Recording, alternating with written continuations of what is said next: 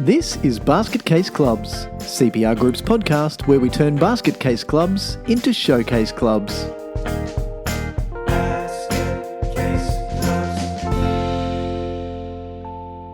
Hello everyone and welcome back to Basket Case Clubs. I am Michael Connolly and it is my pleasure to be your host on this journey today. And joining me as usual is my brother and partner in crime, Steve Connolly. G'day, Steve. Basket Casey partner, Basket Casey partnery. I noticed that I tried hard not to say basket casey good. Well, I noticed that Jess, our producer, has started to include the term basket casey goodness in the blurb for each of our episodes. So, we're gonna have to run with it now.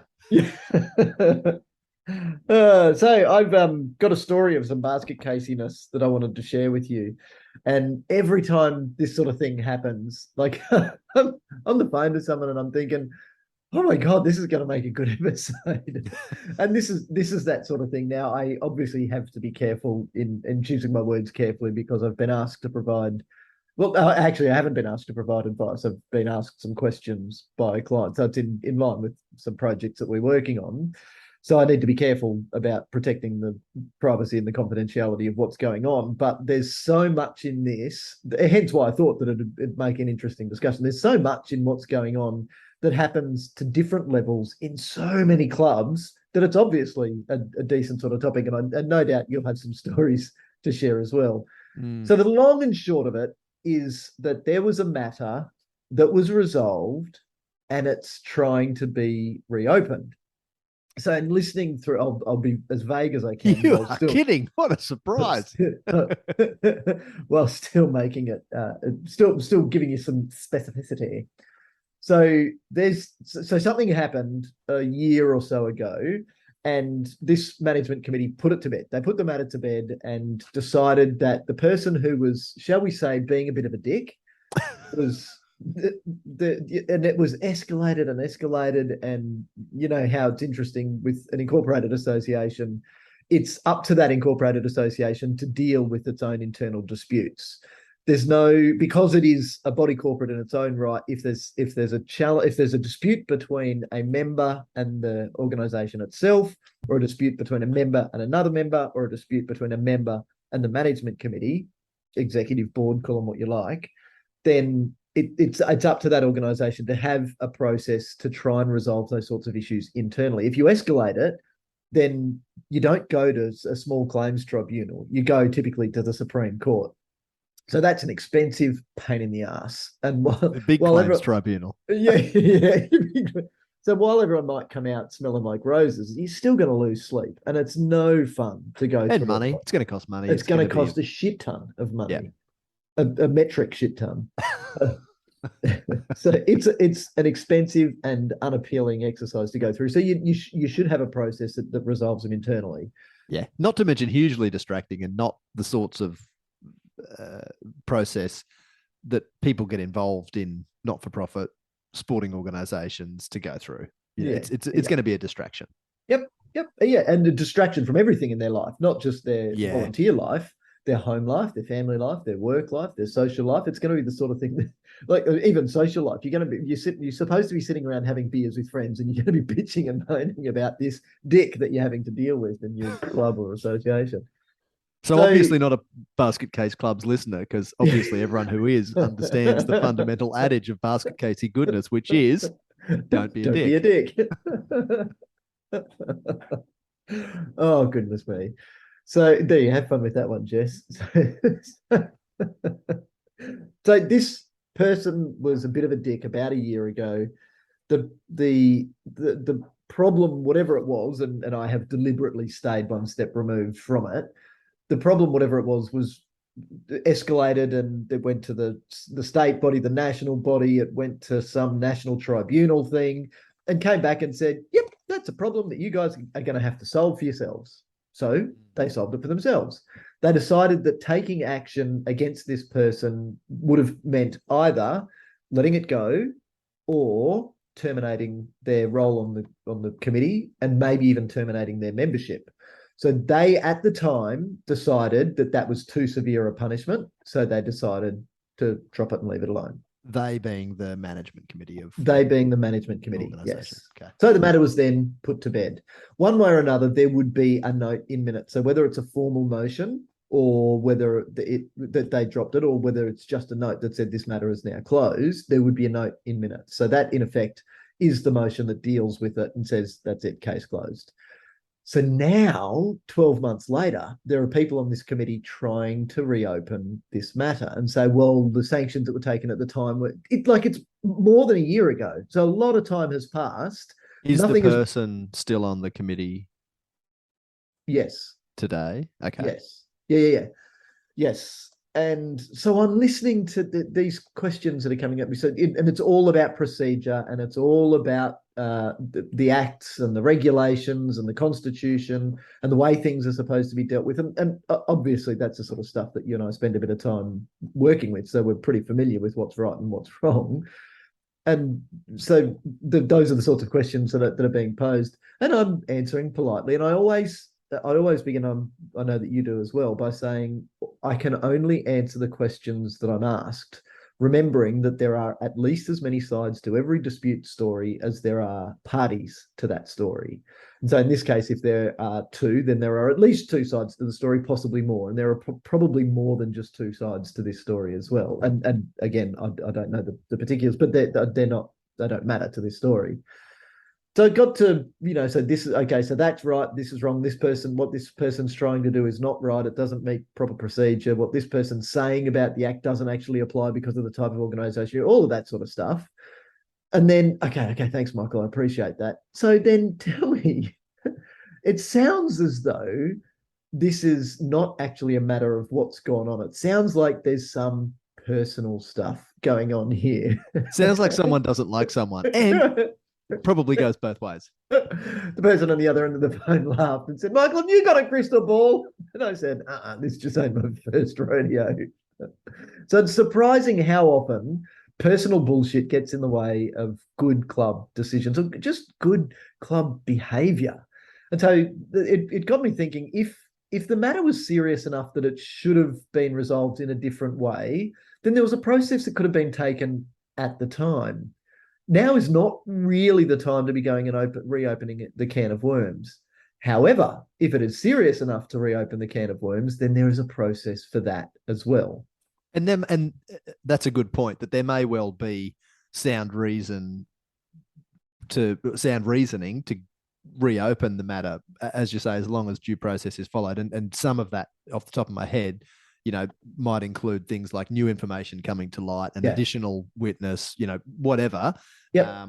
There can be sound reasoning, which is exactly why we have these mechanisms to reflect formally on a previous decision that was made at a board meeting, for instance, and to reconsider those matters. Yeah. So just something that popped into mind, Steve, is we've got systems that protect the committee, assuming that the committee are a bunch of good people and they need protection from the baddies on the outside. So it's assuming that the committee or the board are the goodies, but the systems and processes that are in place in a club still need to protect the goodies if they're on the outside and we end up with a board or a committee of baddies. So what makes people good and bad is obviously subjective, but there are processes that mean that if a committee is doing bad things, then they should be removed. Or if a person on a committee is doing bad things and not acting in line with their director's duties, in good faith, with care and diligence, all of those things. If they're not doing that, then there's a process that we can remove them, and that's the process that we should follow. But again, we need to afford everyone natural justice and give them a chance to defend themselves before we make the decision. And then obviously, if there are appeal rights, alert them to those appeal rights and allow them a chance to have the matter escalated to an appeals panel or to a general meeting or whatever it is. So we've got to balance this both ways. Remember it, which makes it really hard, because if we just know that every time the right people are going to be on the committee, then you can write a constitution that says, and everyone else can just piss off because this is our show and we're running it how we like. That wouldn't really be democracy, though, would it? It would be a dictatorship. So yeah, so look, this is an interesting scenario that raises its head a lot. So let's just run a couple of scenarios then. The first one is if the matter is actually closed and should be closed, which I think in this case is actually the case. And then we'll come back and say, well, what if it should have been? What if we should actually reopen it? What's the process that we should go through? So we'll start by saying if it's closed and it's closed, then that's it. Now this actually happens quite a bit in things like what another experience just recently was an election process at an AGM. If something is resolved at a meeting and the result of say an election or a vote is declared by the chair, that's it. Once that's done, it's done. And especially once the meeting's closed, you can't then go back and bitch and moan about something that an irregularity that happened in that meeting. So a breach of standing orders, for instance, or somebody's right to vote wasn't challenged at the time. Once it's been and gone, that's it. It's been and gone. You can't go back. And often it's sour grapes. So in this case, in some cases, it's because people were on the wrong side of the vote. So I wanted the answer to be yes, and the answer came up no. And now I'm looking for irregularities after the meeting's closed and saying, well, I'm going to take this to the Supreme Court, or I'm going to take this higher. But you can't, because you didn't raise it at the time. Therefore, the chair of that meeting, who's in control of the meeting, acted in the best in good faith, assuming that all of the information that we needed was on the table. If then you find out that somebody has voted when their fees were in arrears for more than 2 months or something, but it wasn't picked up at the time, and their right to vote wasn't challenged at the time, they voted, the vote was closed, the matter was declared by the chair, and that's it. Everyone thought the right thing was happening, as you say, acted in good faith. Therefore, imagine how many issues would rear their head should we be permitted to willy-nilly just reflect on decisions that were made by meetings or at meetings, after which some irregularity is then identified. We'd always be dealing with nonsense after the fact. We need our clubs and associations to be able to get on with the implementation of the decisions that are made at the board meetings. Yep. So, and that provision that you just talked through is even articulated in most constitutions. Yeah. Not really clearly in many constitutions, but and certainly not in a lot of the model rules. Certainly not clearly in a lot of the model rules. That's right, if at all. But it is a really important point because, we are going to make mistakes. There are going to be irregularities that rear their head. But if that happens after the meeting, they're usually very small though. If it's significant, and some of the significant ones are this. Look, even if a person's right to be on the committee wasn't challenged at the time, what do we call it? Defects and disqualifications. If there's a defect in somebody's appointment that nobody knew and nobody should have known, obviously the reasonableness test applies here. But if it can be clear that nobody should have known that this person was not eligible to be on the board, then any decisions that were made by that board while that person was there stand. You don't have to go and redo them. Of course, once you identify that irregularity, you fix it, and if necessary, you remove them from office because they're not eligible to be there. But you don't have to go and redo all of the decisions you made in good faith. With a really good example, a really good example of this, just quickly for practical alignment in people's minds, because I'm sure that a lot of our listeners will be in this situation. And I say that based on experience of sitting in a lot of meetings, of committees, particularly of junior sporting clubs, where, the mums and dads who are on the committee don't play the sport themselves. Certainly, not with that particular junior club. But let's say mum signs little Johnny on and then dad gets elected to the committee. So mum might well be on the register of members as the next of kin or, parent or legal guardian of little Johnny, but dad's not even on the register of members. So under incorporation legislation in most states and territories, certainly here in Queensland, to be a member of the management committee of an incorporated association, you've got to be a member of that association. So many junior common clubs around the country. Have got mums and dads on the committee who are not even actually a member of that club or association. So if we were to reflect on all the decisions made during the tenure of that particular person or those particular people, it might be an entire committee. For an entire decade. Yes. Yep. So Yes, hang on. I'm just flicking back here through the minutes from 1981 to 1990, and I can see that all of the members of the management. So we need to go and re-ratify all of the decisions made in the 80s. yeah, what a pain in Gonna, the ass. I'm going to ban Absurd, speed not going to test for a happen. start. Yeah. So there's a practical example of how we often see this type of anomaly Yeah, arising. yeah. So that's that side of it. But what if we actually do want to go and reopen a decision, or say, actually, like you said, new information has come to light. It turns Mm-hmm. out that the we acted again on the information that we had in good faith and with care and diligence on the information that we had at the time. New information has now come to light, and we need to reopen this case. It's actually a fairly simple process, but you start by going and rescinding the decision. So as I said at the start, if it's a formal motion or if it's a note in the minutes, that's the thing that you rescind. Yep. So the decision we made at the time to, in this case, take no action, we're now reopening. So if that's the case, and now, so we're saying that decision is now overturned, and now we're going to deliberate again. Now we reconsider the matter with all of the information. We can have help to do that, obviously, if especially depending on what the matter is. We may need to call on some expert or external assistance to help us do an investigation into what happened.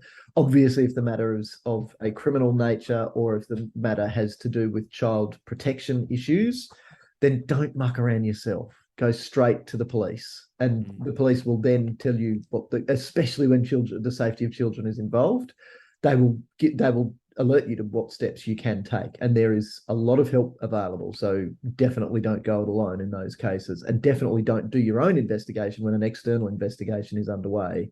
I think what importantly comes to mind for me, just when you're telling this story, is that so often we see committees or boards not acting with solidarity, not having the kahunas, to put it crudely, not having the kahunas to make the right decision. And we've talked about this a bit in the podcast previously. But there's another story just bubbling along, or another issue bubbling along with one of our other clients at the moment, which is a golf club. And there's a historical issue in that, 18 months, 2 years ago, there was a situation where the president was allegedly bullying the general manager, so an employee of the club. And the general manager made a complaint. That complaint was then investigated by an industry body, and a really lengthy couple of 100-page report was handed down, 4 pages of findings, a page of recommendations, and the advice from this external body, who's got plenty of authority in conducting investigations like this and does so for its industry members, like this golf club, really clearly said, the investigation has confirmed that the wrong thing's been happening, and we recommend that the board take some action here.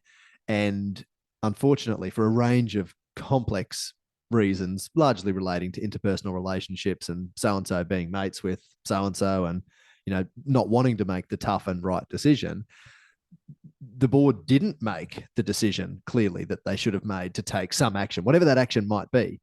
And the issue just went on and on and on without the board taking action.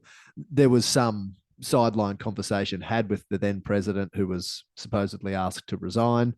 He did then resign, but in communication referred to matters other than that relating to the complaint. So kind of said, I'm just retiring for personal reasons. Yes, that's right.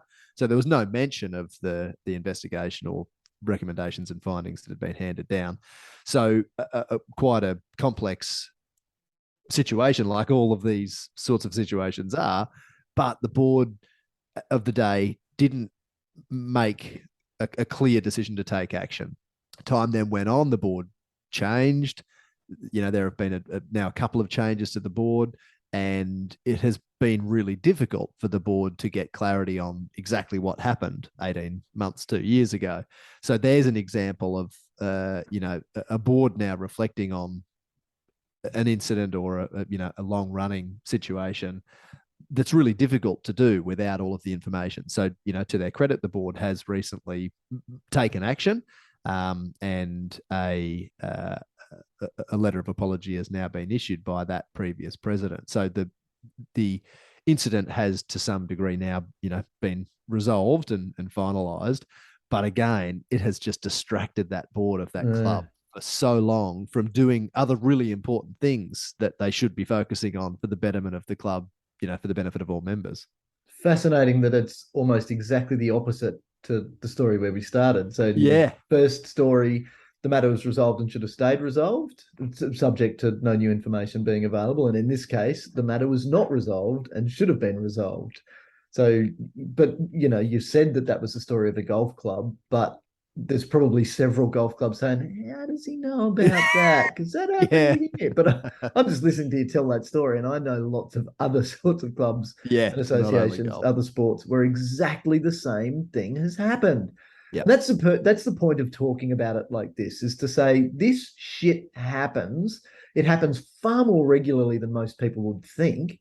So what can we do to stop it from happening in the first place?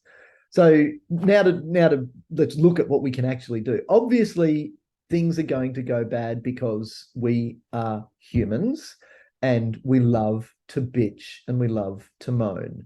We love bitching and we love moaning because bitching and moaning just puts us in a loop where we can, as I said before, you can sit around having beers with friends and just bitching and moaning and bitching and moaning, and you never have to do anything about it because the bitching and I don't know what the chemical that your brain releases or your body releases that makes you feel so good when you're bitching and moaning, but gee, it must be a nice chemical because we tend to do it a lot. That we maybe get addicted to it. So we just go around and around in circles, and we do that because we don't have to do anything. It becomes more difficult at the point where we say, and now what are we going to do about it? Mm. And even more difficult when it comes to the point of saying, and then what do we need to do to set a process or a system in place so that this shit ain't going to happen again? Those two steps take cognitive energy. And so you've actually got to apply yourself to come up with those things. And so we don't, because it's hard and it's fun to bitch. So we just keep bitching. We get stuck there and nothing changes. So there are a series of steps that you can take. So let's for the purpose of this story, say that we are all on the management committee of this club or association. Management committee, board, executive council, call them what you like. We are the decision-making body. And one of our number has been a bit of a dick, and now it's time to do something about it. Where you actually start is what we call a censure motion. So you can censure somebody. So it is a form of discipline, but it is basically formal acknowledgement that somebody's been a dick. We've acknowledged in the minutes that they've been a dick, and there might be some requirement for that person to apologize.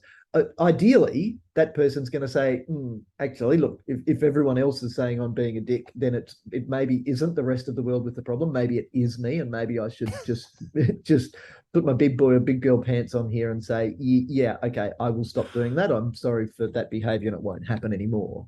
There's this little trick that I may have spoken about on the podcast in the past. I'm pretty sure I have, which is to say, every group generally has a dick. So if you look around the room and you don't know who the dick is,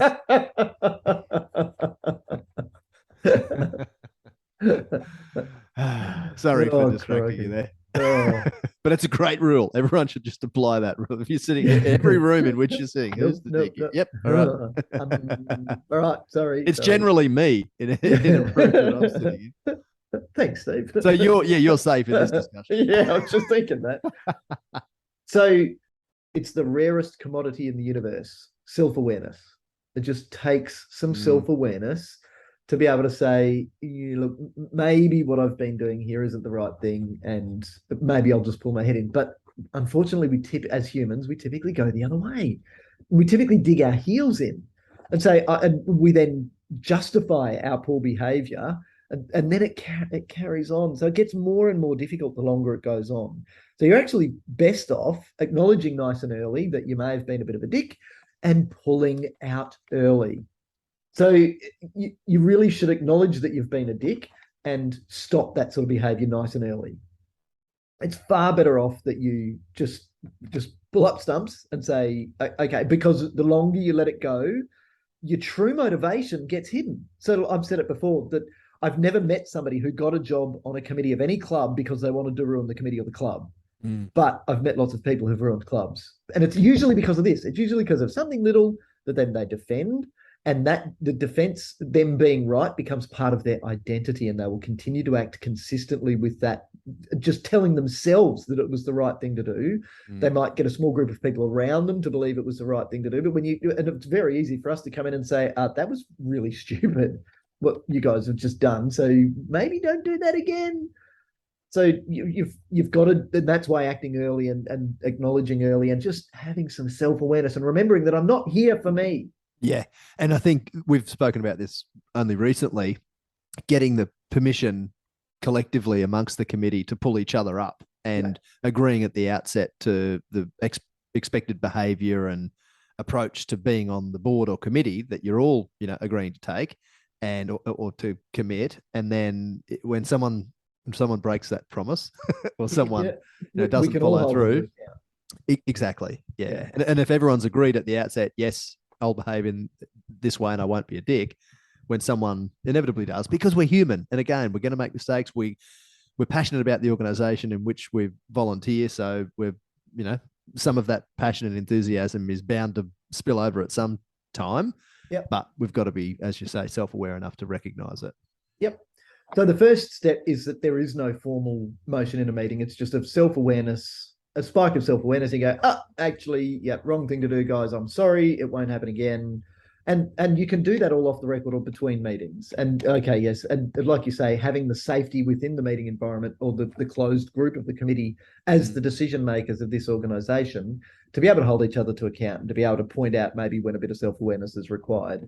So if you have the discussions like that right up front to say, how are we going to do this? If somebody is maybe acting outside, what are we all going to, and then I suppose it's kind of like having a safe word, like, right, I'm just going to pull you up on that one. Pineapple, there you go. Oh, okay, that means that one of us is being a dick. Who is it? I can't see anyone else. It must be me. Yep. If that self-awareness doesn't happen in the person who is being a dick, and we need to pull them up, then we can, in a meeting, have a formal censure motion. And it's where somebody moves a motion that could be along the lines of that this person be censured for this behavior. Then if that motion is carried, then it means that the majority of the committee think that to use colloquial terms, the majority of the committee think that person was being a dick. That should be enough then to trigger the spike of self-awareness that person can go, oh, okay. Now, if they feel really strongly about it and they still believe they're right, yet the rest of the committee or the majority of the committee thinks that they're wrong, they don't have to stay. Especially in volunteer committees, there's no compulsion to stay. It's a choice for you to stay. And if you feel that you're going to be fighting against everyone because you want to dig your heels in, even though they think that what you did was wrong, you don't have to stay. And the big question is, what's best for the organization? It's not about me. It's about my club. It's about my association. It's about my organization. It's not about me. So that's the first step. The next step is that we can move a motion of no confidence in a person. Now, just quickly, sorry to jump in there though, the motion of censure itself does not require any action be taken, does it? No, so it doesn't, but it would be logical for action to be taken. So it would be logical for that person to acknowledge that they're going to change their behavior. Yeah. Okay. Or stand down. Yep. Okay. And then, and then following on from that, the next step may be a motion of no confidence. So it's kind of stepping it up a little bit here. Now, again, a motion of no confidence doesn't mean that person is removed from office. This is a really important shortfall in many people's understanding. They think we're moving a motion of no confidence if it passes, you're out. Yep. And they often don't even move the motion. It doesn't happen formally. It's not the case. So a motion of no confidence moved within remember that the members of a management committee under incorporation legislation typically can't remove other members. It needs the people who elected them, the broader membership, to remove them from office, not the members of the committee. Because I might actually be the only voice of reason and everyone else is being addicted. It's probably not, but it can happen. And I call this the 12 angry men syndrome. It just takes one person to say, hang on a minute, let's have a good look at this and let's see if there's something that we should be considering. So it's a motion of no. So it doesn't mean that the rest of them can just kick that person out for dissenting from the majority group, because it's actually that dissent that can be really important. Nothing may change, but at least we've had a robust discussion, and we will definitely consider things that we wouldn't have considered if we'd just gone, as a bunch of sheeple and gone, yep, yep, yep, yep, Mm. yep, just yeah. So a motion of no confidence means that this committee, you don't have our confidence. We're not confident that you're acting in the right way on this matter, or in general, but it's typically on this matter. Now, again, a motion of no confidence typically does expect some sort of, so it's not required, but you would expect that there would be some sort of follow-up action. I.e., if I don't possess the confidence of this committee, in general, yeah, in a decision that I've made, then to do something, or behavior that I've exhibited in a certain matter, then that should change. But if it's in general, then it really, if I'm the outsider, then it would be expected that it would be reasonable for me to resign or to take the matter further and to call a general meeting. So then the next step up is then to be removed from office. And as I said, this doesn't happen by the committee itself. This needs a general meeting to do this. So then we call a general. So if and this is the step that nobody takes, Steve. And this is what's so important. We write stupid things in our constitution like you can only be president for a maximum of 6 consecutive years before you've got to have a year off or got to go and spend time in another position. Like if somebody's being a dick, then there's that clause in there that says get them out. Like you not only have the ability in your constitution as members, as the leaders, as the controller of the leaders, so we elect our leaders, but we actually elect them. So we're still in control. The membership base is always in control. It's that we don't only have the ability in our constitution. I believe we have an obligation in our constitution. If somebody is acting against the best interest of this organization, it is our obligation to remove them from office. So this is that clause. They are only the short-term custodians. Yeah. And this is about the long term, what's best for this organization, yes. not what's best for me or that person. Yeah. And when you do it in the safety of a meeting, and you can even be really, because remember that people are people first. Everyone, even the dicks among us, are people first. So it's important to be nice. Even be nice to the dicks. So you can, between meetings, say, look, this is I know this is awkward, but we have to have this conversation because I think it's only fair to let you know how I and others are thinking. Others can speak for themselves. I won't do that because we will be calling a special general meeting for the purpose of moving a motion to have you removed from office. You are welcome between now and then to resign, but at that meeting, you will be given a full and fair opportunity to state your case as to why the members should not remove you from office for either your behaviour or your misbehaviour, or in some cases, your lack of behaviour. You're just not doing anything. However, you've got to remember that we also will be given full and fair opportunity to state our case as to why you should be removed from office. So that means airing all of the dirty laundry. So everyone's going to know everything. So it's up to you, but this is what's going to happen. And obviously by the time it gets to this point, hopefully you've had enough of these discussions that this isn't the first. And that's often the problem, isn't it, Steve? The people just let it go on and on and on, and they don't have a difficult conversation when it would actually have been a fairly easy conversation. In my experience, people will shy away from confrontation. They don't want to have these difficult discussions, particularly in a volunteer setting. And for that reason, and probably others, including interpersonal relationships, friendships, and so on, that obviously exist in an organization that probably doesn't have typically more than a few hundred members, and a lot of clubs are a lot smaller than that. So everyone knows everyone knows everyone's business. A lot of people are friends with other members, and therefore it can be really difficult when it comes time to have these difficult discussions, to have them promptly and clearly and to get the right outcome. So yes, you're right. I see so many of these issues swept under the carpet, and it may be one or two a year. I would say, time 1 or 2 times a year. Do we work with an organization that has gotten to the point of having a general meeting? Oh, even less regularly than that. Might be once a year, but even it would be a handful of times tops that these discussions are even happening. The leaning on type of discussions to say, look, the committee collectively, informally don't think that you're performing, or we think that you should have done this differently, and your behavior has warranted, in our opinion, you taking a step aside. Or changing your behavior. Or changing your behavior, ideally, and sticking around to continue contributing. But even those discussions just, typically don't happen. And the problem instead just gets allowed to fester, and people get more and more angry, and then maybe even the keyboard wars begin, and Yeah. But people are so brave behind the screen. so those conversations don't happen, but the ones that do. It's the bitching and moaning conversation. Without it, that's right, not involving the right Yeah. people. And add up that time, Steve. Add up the amount of time, the amount of Mm. person hours that we're talking here that people devote to talking behind Yep. people's backs. Mm.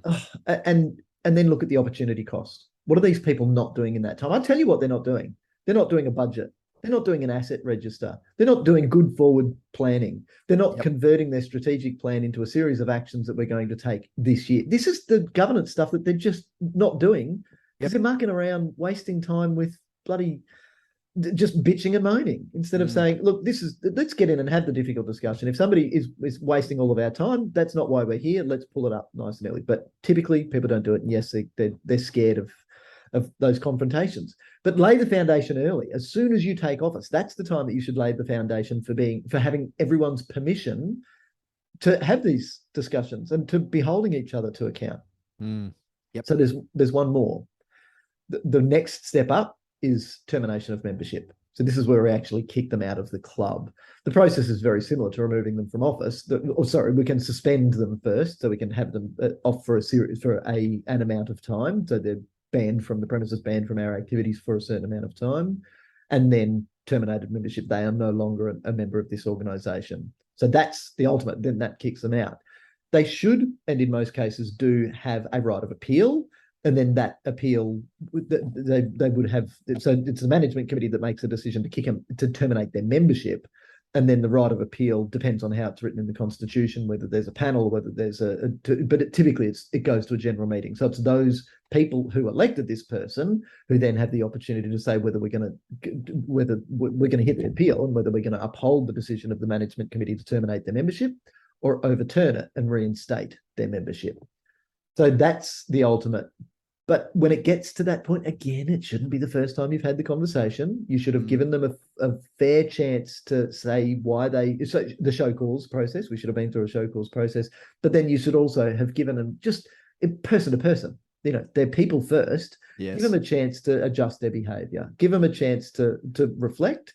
And I run a whole course on this, on providing tools for people emotional tools for people to lean on, the ways to have conversations. So the actual questions that you can ask, the way to guide a conversation, the way, Steve, to even keep your cool in having these discussions, the way to launch into one of these discussions. Nobody likes it. Nobody likes it. Even those people who are good at it don't like it. It's just that those who are good at it have had the courage to initially say, you know what? The fact that I don't like this is going to be a little bit of short-term pain, like ripping off a Band-Aid. Yeah. But if we don't act, then it's the sort of thing, as you and I know, and we've started this conversation with a story that's now going on for well over a year. And how much time is everybody wasting, including people ringing me for paid advice? Honestly, it's not the best. That's not the best way that this association can be spending its money, Steve. No. Like, even with us, they could be spending money with us in so many better ways. That's and right. so even exactly, yeah. So this is all over the shoulder fixing bullshit that shouldn't actually be a problem. It just comes down to people bitching and moaning and not having an understanding of the stuff that we've talked about. Mm.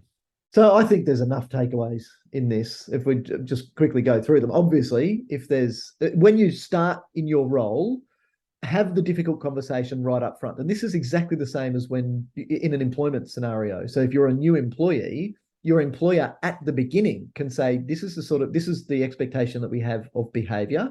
And this is what will happen. This is the process that we will go through if you don't behave according to our expectations. So lay it out up front, because then you're saying we might have to have a difficult conversation. I really hope that we don't have to, because I hope that this all works out really well and that we're all on the same page. We have the same value set.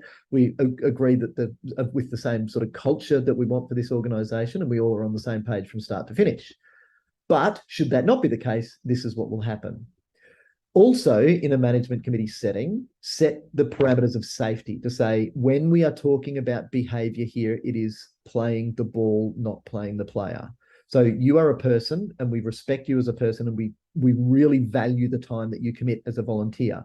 We just want to make sure that everyone's time that they're committing is of the best value and everyone is being treated with the respect that they deserve in the best interests of this association or club. Therefore, if people step out of line, this will be the process. And we want to begin that nice and easily by saying, are you being a dick? What is our little thing that we have? Is it, are you being a pineapple? Yeah, call it what you like, but have something that is just a thing as a bit of a circuit breaker to just say, let's stop the conversation and stop the behavior here, and everyone just reflect. How would that be seen in the newspaper? If this was on the front page of the newspaper, would I be happy with my actions and my behavior and what I'm saying here? If I had to be explaining this to somebody and I had to explain my behavior, but I had to put those 2 words at the end to explain it, Your Honour, would I be comfortable that I have a solid grounding for what I'm saying here? So that's the purpose of having that circuit breaker. But then if you don't achieve satisfaction, then you have not only the ability, but I believe the obligation to follow that process. So you can begin by censuring people formally. That can then escalate to a motion of lack of confidence motion or a motion of want of confidence. We can remember that there's discussions that are going on between these times. You're not doing everything in the formal motion in the meeting. It's a discussion that you're having personally. Discipline should always be a private matter, so you're not doing it on the loudspeaker on a home game day. And then removal from office, suspension or termination of membership. But take the action that's needed. Yeah. Don't sweep issues under the rug. They're not going to go away. Tackle them head on. And in a mature manner. We're all adults. We should be able to behave like them. Yep. So it's funny, that it's a shame that we've had to do quite a bit of this, because really for the best use of our consulting time, it's always what's forward. This is typically dealing with what's in the rearview mirror. But remember, the rearview mirror in my car is only tiny compared to the windscreen, because where I've been, okay, that's important, but it's not nearly as important as where I'm going, hurtling down the freeway at 110 kilometers an hour. So yes, it's a shame, but it's going to keep happening because we're all humans and there's a good turnover of people. But if we're developing this culture right from the beginning, that as people are taking on a job, they're saying, I get that. So, I expect to be held to account. Good. I guess I'll behave well then. And I'll do the same with others. I'll let them know. I'll have the confidence to let others know if I think they're doing anything other than behaving well. Yes. Yeah. And look, it's an important part of our board induction sessions. And it's always where I finish. So for the recency syndrome, when I send people away after the induction session, this is the stuff I want them to be ruminating on. Okay, yeah, that does make sense. And if we do start the process nice and early and we nip things in the bud easily when they're only little things, people won't be digging their heels in and becoming those sorts of people that ruin organizations completely accidentally, because those incremental steps of change over time mean that the direction we're actually heading as an individual leader of this organization is very different from where we'd set out at the beginning. But we get so clouded by defending our positions, we forget that, maybe that position wasn't the right one to take in the first place. Yeah. Steve, as always, it's been a pleasure talking to you about basket casey problems in clubs of all sizes and shapes. Thanks, of course, to Jess, our producer, who does a wonderful job of cutting out all the crap that we shouldn't say in podcasts. If you're not already following us on social media, make sure you do so. We've got plenty of good stuff on our website where you can see our previous podcasts. We've got lots of blogs there. You can access some recordings of some of our webinars as well. So plenty of good stuff, good fun stuff there. Good fun stuff. Of course, it's good fun stuff. We talk about shit like constitutions. So yeah, and not being dicks. Yeah. And not being dicks, yes. So until next time, Steve, don't be a basket casey loser. Thank you. Yes, I really enjoyed this discussion, and I'm sure that there will be more opportunities for us to reflect on people being dicks in clubs, and we can provide tips and tricks on ways to avoid them. Yeah, the only bad thing is, of course, if people weren't dicks, we'd be out of a job. This is true. I'd be happy with that. If our work here was done, I would genuinely be happy with that. Thanks, Steve. See you next time. Thanks, Mick. Ciao.